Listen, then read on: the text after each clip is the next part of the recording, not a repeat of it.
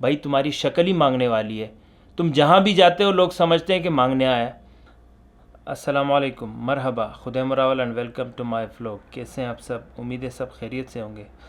آج ہم دو ٹاپکس پر بات کریں گے، ایک تو پاکستان کی موجودہ پولیٹیکل سچویشن اور دوسرا فرینچ ریولوشن، اور پھر ہم ان دونوں کا موازنہ کریں گے کہ پاکستان کی موجودہ پولیٹیکل سچویشن یا انسٹیبلٹی کہاں جا رہی ہے اور کس طرف جا سکتی ہے، کیونکہ اس کی ریلیشن بہت زیادہ ہے فرینچ ریولوشن کے ساتھ۔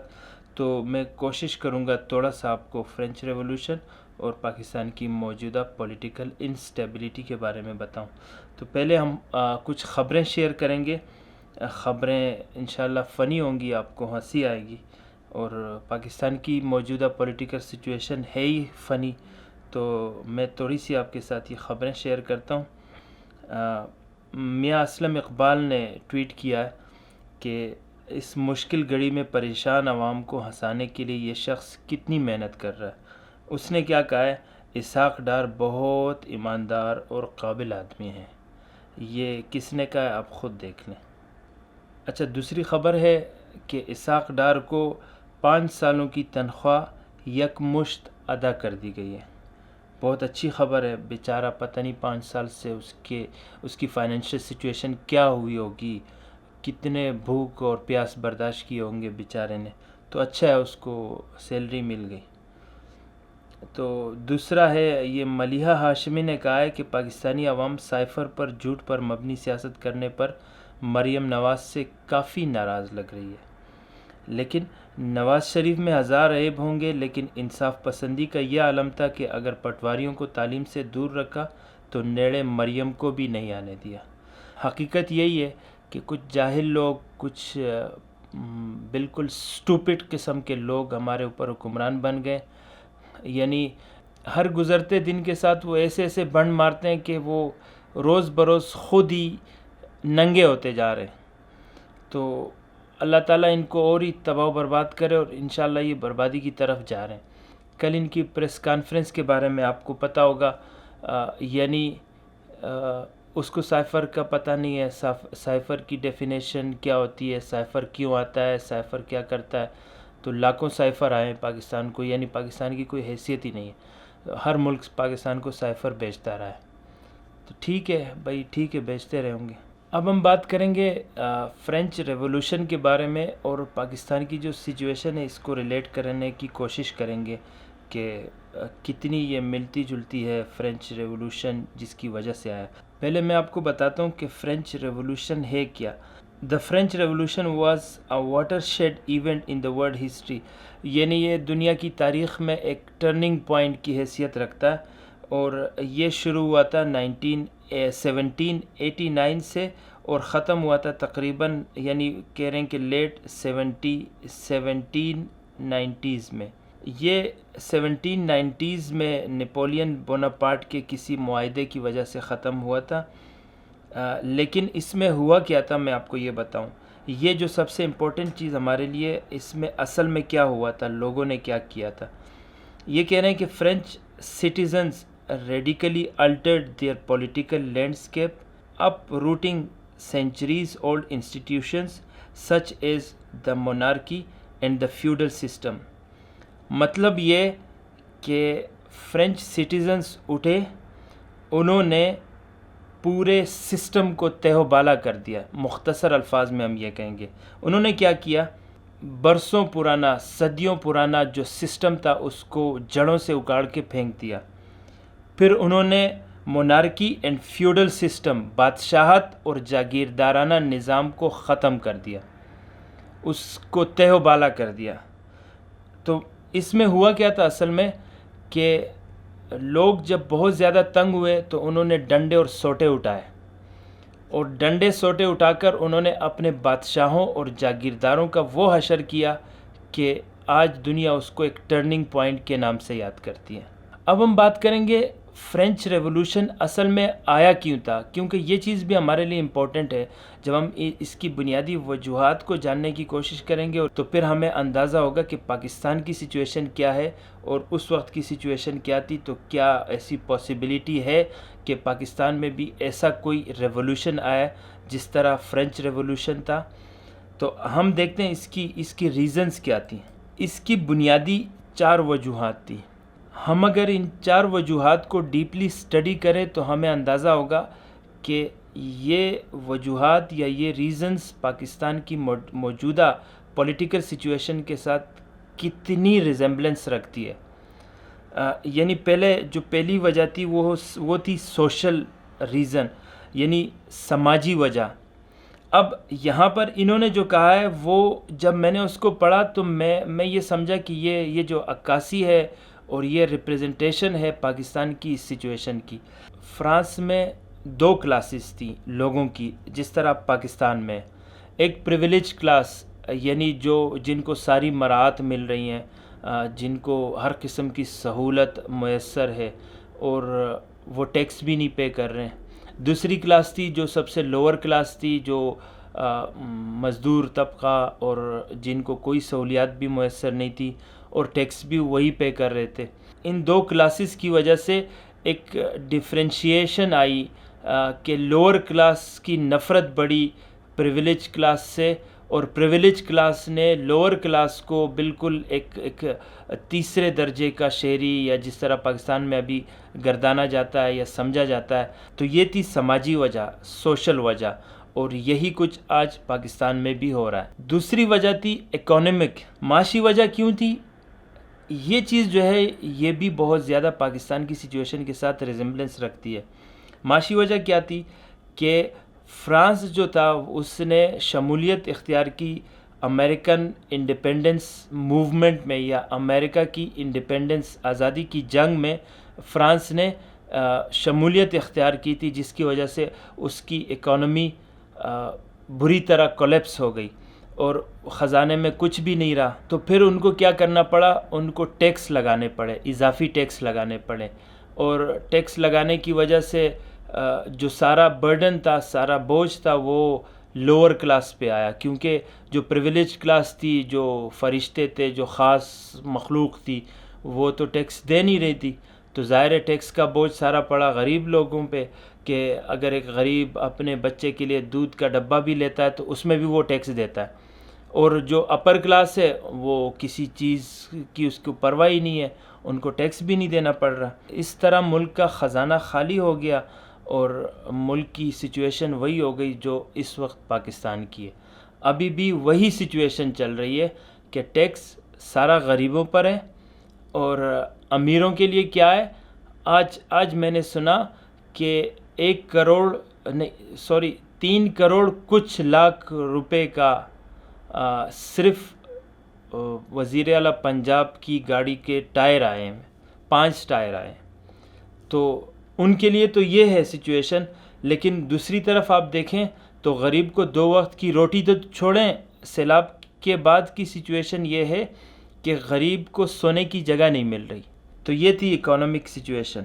تیسری وجہ کیا تھی کہ پولیٹیکل وجہ تھی، سیاسی، جو اوبویسلی سب سے بنیادی جو اس وقت پاکستان میں سچویشن ہے، پاکستان کی بربادی کی، وہ پولیٹیکل انسٹیبلٹی ہے۔ لیکن یہاں پر یہ کیا کہہ رہے ہیں کہ Louis the 16th was extremely autocratic and weak willed۔ وہ بادشاہ جو تھا وہ بہت زیادہ طاقتور تھا، لیکن ویک ولڈ، وہ ٹکے کا آدمی نہیں تھا، مطلب اس کو کچھ کرنا ہی نہیں آتا تھا، جس طرح ہمارا یہ اسٹوپڈ بیٹھا ہوا ہے اوپر۔ اختیارات تو خیر اس کے پاس بھی نہیں ہے، لیکن وہاں پر کیا سچویشن تھی کہ اس کے پاس اختیارات تو بہت تھے، لیکن اس کو پتہ نہیں تھا کہ کرنا کیا ہے۔ یہی ایگزیکٹ سچویشن یہاں پر ہے، لیکن تھوڑی سی ڈیفرنس کیا ہے کہ یہ کٹ پتلی ہے، اس کے پاس کوئی اختیار نہیں ہے، اور آتا بھی اس کو کچھ نہیں ہے، کک نہیں آتا، میں مانگنے نہیں آیا، بس مجبوری ہے، کیا کروں۔ تو یہ اس کی سچویشن ہے۔ آج پھر یہ وہی باتیں کر رہا ہے کہ ہم جہاں جاتے ہیں لوگ سمجھتے ہیں ہم مانگنے آتے ہیں۔ بھائی تمہاری شکل ہی مانگنے والی ہے، تم جہاں بھی جاتے ہو لوگ سمجھتے ہیں کہ مانگنے آیا، تم اپنی شکل تو دیکھو، تمہیں باتیں کرنا نہیں آتا، تمہیں کچھ بولنا نہیں آتا، تمہارے پاس کوئی ایکسپیرینس نہیں ہے، کوئی اسٹیٹسٹیکل انفارمیشن نہیں ہے تمہارے پاس ملک کی، تو تمہاری شکل ہی مانگنے والی ہے. تو تم جہاں جاتے ہو لوگ سمجھتے مانگنے آیا، ورنہ اس سے پہلے کا بھی وزیر اعظم تھا، وہ حالانکہ مانگنا تو اس کو بھی پڑتا تھا لیکن اس کی شکل مانگنے والی نہیں تھی. فرانس میں بھی یہی سچویشن تھی کہ بادشاہ کے پاس طاقت تو بہت تھی لیکن کچھ کرنے کی صلاحیت اس میں کک نہیں تھی. جب اس کو کچھ نہیں آتا تھا تو اس نے ظاہر ملک کی سچویشن، اکانومیکل سچویشن بہت زیادہ ورس تھی، لوگ غربت کی زندگی گزار رہے تھے، لوگوں کو کھانے کو کچھ نہیں مل رہا تھا، اس کو پتہ ہی نہیں تھا کیا کرنا ہے. یہاں پر ایک اور امپورٹنٹ لفظ لکھا ہوا ہے جو ہمارے لیے اس وقت بہت زیادہ امپورٹنٹ ہے، وہ ہے آبسین لگژری. جب میں نے آبسین کو سرچ کیا تو اس کا مطلب میں نے جب اس کا فائنل مطلب نکالا تو وہ یہ تھا کہ بے دردی. یعنی جب آبسین کو ہم یہاں لگژری کے ساتھ ملاتے ہیں تو آبسین لگژری مینز بے دردی والی عیاشی، یعنی ایسی عیاشی جس میں انسانیت اور انسانیت کی قدر ہی نہ ہو. اب ہمارے لوگ کیا کر رہے ہیں؟ وہ یہی چیز کر رہے ہیں، ایگزیکٹلی یہی کام ہمارے لوگ کر رہے ہیں کہ وہ انتہائی بے دردی والی عیاشی کی زندگی گزار رہے ہیں. اب آپ دیکھیں ہمارے جو اپر کلاس ہیں، جو آسمان سے اتری ہوئی مخلوق ہے، وہ کس طرح کی زندگی گزار رہے ہیں اور نچلا طبقہ کس طرح کی زندگی گزار رہا ہے.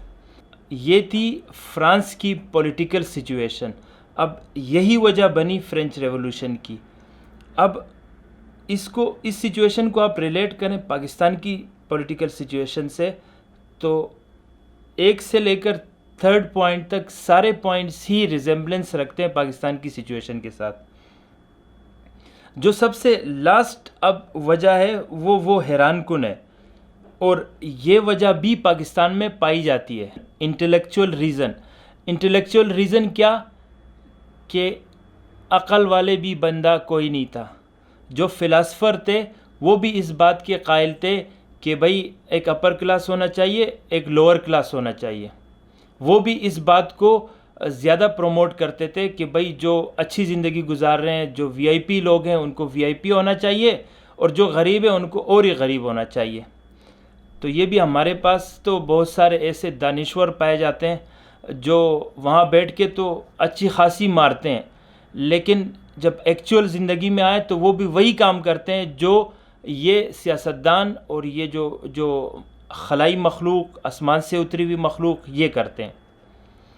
تو میں نے یہاں پر آپ کو 4 ریزنز بتائیں جو بنی فرینچ ریولوشن کی بنیاد. اب یہ چاروں ریزنز پاکستان میں احسن طریقے سے پائی جاتی ہیں لیکن ریولوشن نہیں آ رہا. جو اس وقت پاکستان کی موجودہ پولیٹیکل سچویشن ہے، مجھے ذاتی طور پر میری رائے یہ ہے کہ یہ اس وقت نو ریٹرن پوائنٹ تک پہنچ چکی ہے. یہاں اب ہم واپسی کے لیے ہمارے پاس کوئی راستہ نہیں ہے سوائے اس کے کہ اس سارے پولیٹیکل سچویشن کو، اس سارے سیٹ اپ کو اکھاڑ کے باہر پھینک دیا جائے کچرے میں اور ایک نیا سیٹ اپ بنا دیا جائے. کیونکہ کوئی بھی تیار نہیں ہے اس بات پہ کہ ہم امپروومنٹ لائے، ہم اس ملک کی بہتری کے لیے کام کریں، اور سبھی لگے ہوئے ہیں اپنے آپ کو بچانے کے لیے. اب یہ سچویشن فرینچ اور پاکستان کی سچویشن تقریباً سیم ہی ہے، لیکن یہاں پر ریولوشن کیوں نہیں آ سکتا؟ اس کی ایک وجہ جو میری سمجھ میں آتی ہے وہ میں آپ کے سامنے ایکسپلین کرتا ہوں. وہاں پر کوئی ڈیوائڈ اینڈ رول کی سچویشن نہیں تھی، کیونکہ لوگ زیادہ پڑھے لکھے نہیں تھے، ان کو زیادہ ٹیکنیکس نہیں آتی تھی. بادشاہوں کو ان کو صرف اپنی بادشاہت آتی تھی. جو انہوں نے لکھا ہے کہ وہ بادشاہ جو تھا وہ ایک اسٹوپڈ سا آدمی تھا. وہ اس کے پاس پاور تو تھی لیکن تھا وہ اسٹوپڈ. تو ظاہر ہے جب وہ اسٹوپڈ تھا تو اس کو ٹیکنیکس بھی نہیں آتی تھی. یہاں پر اس وقت کیا سچویشن ہے؟ اس وقت ان اسٹوپڈس کو ٹیکنیکس آتی ہے. ٹیکنیکس کیا آتی ہے کہ انہوں نے ایک پالیسی اپنائی ہے ڈیوائڈ اینڈ رول. اب ریولوشن اب تک پاکستان میں آ چکا ہوتا لیکن کیوں نہیں آ رہا؟ کہ ڈیوائڈ اینڈ رول کی پالیسی یہاں پر اپلائی کر دی گئی ہے. اگر پشتون مر رہا ہے تو پنجابی خوش ہے، پنجابی مر رہا ہے تو پشتون خوش ہے، اور بلوچ مر رہا ہے تو پنجابی خوش ہے تو پشتون خوش ہے، اور سندھی مر رہا ہے تو کسی کو پرواہ نہیں ہے. تو کیا قوم پرستی اور ڈویژن اتنی ایکسٹریم لیول تک پہنچ چکی ہے کہ اب کسی کو پرواہ ہی نہیں ہے. ہر بندہ اپنی ذاتیات میں لگا ہوا ہے اور اس کو یہ پرواہ نہیں ہے کہ اوور آل سچویشن کیا ہے. جب تک یہ ڈیوائڈ اینڈ رول کی پالیسی ختم نہیں ہوگی اس وقت تک ریولوشن نہیں آ سکتا، چاہے وہ ہم اس کو کہیں کہ سافٹ ریولوشن یا بلڈی ریولوشن، جو بھی ریولوشن ہے. لیکن اس وقت پاکستان کی ضرورت ہے ایک سافٹ ریولوشن. ہم تو امید یہی کریں گے کہ ایک سافٹ ریولوشن آئے. بلڈی ریولوشن آئے گا تو ہم بلڈی سویلین کی بات نہیں کر رہے ہیں، ہم بلڈی ریولوشن کی بات کر رہے ہیں. بلڈی ریولوشن نہ آئے، بس ایک سافٹ ریولوشن آئے تاکہ اس ملک کی سچویشن تھوڑی سی سٹیبل ہو اور کچھ ہم بڑھیں آگے کی طرف. تو یہ تھی آج تک کی کہانی. ملتے ہیں انشاءاللہ اگلی کسی ویڈیو میں، تب تک کے لیے اللہ حافظ. السلام علیکم ورحمۃ اللہ.